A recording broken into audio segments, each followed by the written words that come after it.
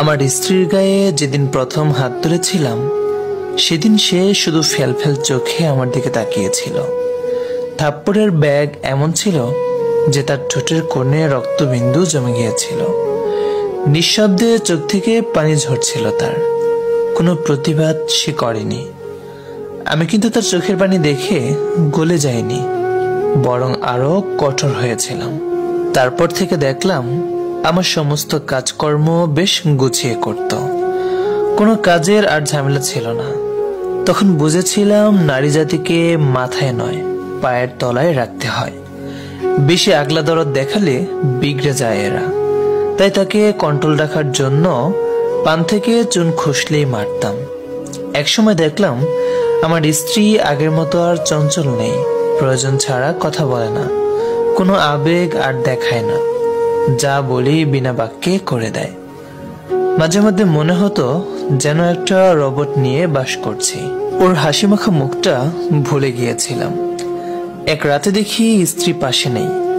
আমি মনে করেছিলাম হয়তো ওয়াশরুমে গেছে, কিন্তু অনেক সময় পার হয়ে যাবার পরও ও আসছে না দেখে নিজে উঠে গিয়ে দেখি সে ওয়াশরুমে নেই।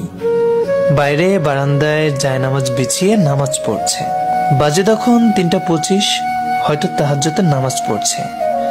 খানিকক্ষণ আড়াল থেকে দেখলাম মোনাজাতের সময় সিজদা হয়ে ফুপিয়ে ফুপিয়ে কান্নার আওয়াজ শুনতে পেলাম। তার কান্না কখনো আমার অন্তর অব্দি পৌঁছায়নি। আগে অল্প কিছু হলেই ফেলফেল করে কেঁদে ফেলতো, বড্ড বিরক্ত লাগতো। কিন্তু এই নামাজের কান্না দেখে কেমন যেন অন্তরে ভয় ঢুকে গেল। এই কান্না আমাকে হিম করে দিল। পাঁজরে যেন কেউ আঘাত করছে তেমন কষ্ট হচ্ছিল। আমি আর দাঁড়াতে পারলাম না, চলে আসলাম ঘরে। শুধু মাথার ভিতর কাজ করছিল আল্লাহর কাছে সে কি এমন চাচ্ছিল যে এমন ফুপিয়ে ফুপিয়ে কাঁদছে সে। পরের দিন সন্ধ্যায় দেখলাম আমার স্ত্রী বারান্দায় বসে আকাশের দিকে তাকিয়ে আছে। আমি চুপচাপ তার পাশে গিয়ে বসলাম।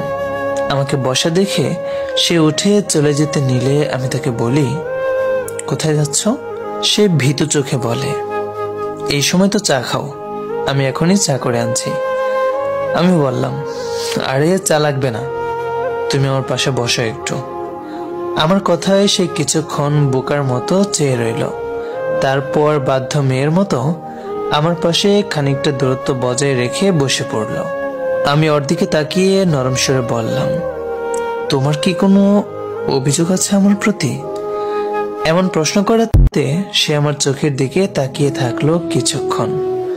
হয়তো বুঝতে চেষ্টা করছে কেন এমন হঠাৎ প্রশ্ন করছি। অন্যদিকে তাকিয়ে সে শান্ত সুরে বলল, অভিযোগ আমার আর কোনো মানুষের কাছে বলি না। যা অভিযোগ তা সব আল্লাহর কাছে পেশ করি। কারণ কিছু ঠিক করে দেওয়ার হলে তিনিই দিবেন, আর না ঠিক করার হলে বদলে দিবেন। তাই সবকিছু তার হাতেই। তাই কারো প্রতি আমার অভিযোগ, রাগ, ক্ষোভ কিছুই নেই। আমি বললাম, তাহলে কাল রাতে নামাজে এমন কি প্রার্থনা করছিলে যে কাঁদছিলে তুমি? সে আমার দিকে তাকিয়ে বলল, একটা সময় ছিল যখন আল্লাহর কাছে তোমাকে পাওয়ার জন্য ঠিক ওইভাবেই কাঁদতাম, প্রতিটা মোনাজাতে। এখনো ঠিক সেইভাবে আল্লাহর কাছে চাই তোমার কাছ থেকে মুক্তি পেতে।